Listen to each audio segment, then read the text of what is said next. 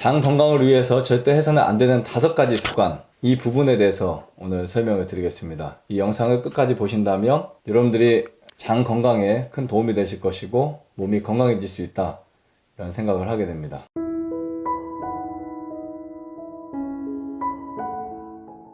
안녕하세요. 나음 힐링센터 방태환 원장입니다. 오늘은 장 건강을 위해 절대 해서는 안 되는 5가지 습관에 대해서 설명을 드리겠습니다. 장 건강이 우리 몸의 건강이라는 것 누구나 다 알고 계실 텐데요. 이 중요한 면역기관 또 배설기관인 이 장 건강을 위해서 어떤 습관을 하면 안 되는지에 대해서, 어떤 습관이 해로운지에 대해서 오늘 제가 설명을 드리겠습니다. 장 내의 세균은 유익균, 유해균, 그리고 중간균, 이 세 종류로 나뉘어져 있습니다. 일반적으로 유익균, 중간균, 유해균의 비율을 유익균 2와 중간균 6과 유해균 2 정도로 봅니다. 재밌는 사실은 이 중간균은 상황에 따라서 유익균이 되기도 하고 유해균이 될 수도 있는 이러한 가능성 있는 균이라고 볼 수 있고요. 이 균의 비율에 따라서 우리 몸의 건강의 문제가 달라지게 됩니다. 몸의 면역력의 중요한 기관인 장에 유해한 균이 늘어난다면 장 건강뿐만 아니라 몸의 건강에도 치명적인 영향을 끼칠 수 있는데요. 암, 자가 면역질환, 아토피, 우울증 등의 원인이 되기도 합니다. 또 장에 유해균이 많으면 간에도 영향을 줄 수 있기 때문에 장내 건강은 매우 중요합니다. 사실 유익균을 늘리는 것보다 유해균을 늘리는 습관을 버리는 것이 더 중요한데요. 오늘은 이 유해균을 늘리는 나쁜 5가지 습관에 대해서 말씀드리겠습니다. 먼저 첫 번째, 고지방 식사를 피해야 합니다. 우유, 계란, 육식을 주로 하게 되면 유해균이 좋아하는 먹이가 되는 단백질 과다와 지방질 과다 섭취로 인해서 급성장하게 됩니다. 장내 유해균을 늘리는데 치명적인 음식들은 육식, 가공식품, 특히 인스턴트 식품들이라고 생각합니다. 이들에서 나오는 독성 물질들은 대장 점막세포를 자극하기 때문에 장벽 손상을 일으키기도 합니다. 또한 용종의 원인이 되기도 하고 숙변의 원인이 되기도 합니다. 장의 환경과 맞지 않는 이 육류의 섭취는 장내에서 가스를 형성시키고 그것을 간으로 보내기도 합니다. 최근에 현대인들의 식생활이 육식으로 이루어져 있기 때문에 사실 질병에 주의를 아주 많이 해야 된다고 생각을 합니다. 먹는 음식물들의 대부분이 육식 중심이고 지방이 많은 식품들로 이루어져서 상당히 위험합니다. 특히 과자류들도 해로운데요.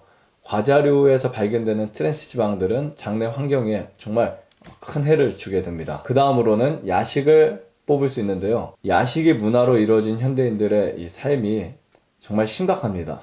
걱정이 되는 부분은 9시 이후에 혹은 8시, 9시 이후에 식사를 하거나 소화가 잘 안 되는 음식을 먹는 부분인데요. 인체는 잠자는 시간임에도 불구하고 늦게 먹는 식사 습관들이 있기 때문에 건강이 망가지게 됩니다. 장내 음식이 오래 머물게 되면 숙변을 생성하기도 합니다. 늦은 저녁 식사는 인체가 가장 힘들고 지친 상태, 그리고 소화관도 소화액도 가장 질이 떨어지는 시간이기 때문에 이때 잘못하면 소화가 아주 힘들게 됩니다. 음식물이 위장에 오랫동안 머물게 되면 장 활동에 문제가 생기기도 하기 때문에 음식물이 위에 들어있는 상태로 잠을 자는 거 아주 심각한 문제가 될 수 있고요. 그리고 소화력이 약한 상태에서 음식물을 계속 혹은 또 과식을 하게 되면 인체는 완전히 흡수하지 않고 배설하려고 합니다. 특히 늦은 저녁 시간에는 인체가 활동을 하기에는 에너지가 너무 부족한 상태이기 때문에 야식을 반드시 피해 주셔야 합니다. 그 다음으로는 술인데요. 술은 장내 환경을 나쁘게 만듭니다. 알코올은 간에도 좋지 않지만 장내에서 유익균에게 좋지 않은 영향을 미치며 장 환경을 망가뜨리게 됩니다. 술을 마시게 되면 생리적으로 아랫배가 차게 되고 혈압에 문제가 생기기도 합니다. 그래서 술을 자주 마시게 되면 장내 환경을 좋지 않게 만들어서 대변을 묽게 만들기도 합니다. 그래서 장내 유해균을 줄이기 위해서는 반드시 술을 끊어 주셔야 한다, 이렇게 생각을 하게 됩니다. 그 다음으로는 스트레스인데요. 스트레스는 장내 환경을 아주 나쁘게 만듭니다.